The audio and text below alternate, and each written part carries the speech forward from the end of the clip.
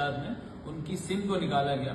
उनकी सिम का इस्तेमाल करके उनका यूपीआई एक्टिवेट किया गया था और यूपीआई एक्टिवेट करके उनके जो जुड़े हुए बैंक अकाउंट थे उससे पैसा निकाला गया।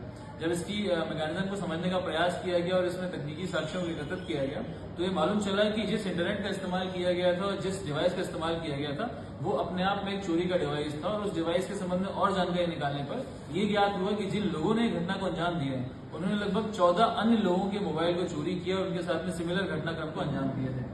इसे तकनीकी रूप से स्थापित करने के पश्चात में हमने आरोपियों को चिन्हित। रंगनाथ थाना क्षेत्र में जो घटनाक्रम हुआ है जिसमें एक फर्म के अकाउंटेंट के द्वारा शिकायत करी गई कि उन्हें उनके बॉस की डीपी लगी हुई एक फ़ोन नंबर से कांटेक्ट किया गया। उसके पश्चात में उनके साथ में जो फ्रॉड हुआ है लगभग 1.5 करोड़ का स्कैम उनके साथ में हुआ है, जिसमें प्रारंभिक रूप से जब मुकदमा पंजीबद्ध किया गया है तो ये पाया गया है कि कई अकाउंट्स में पैसा गया है।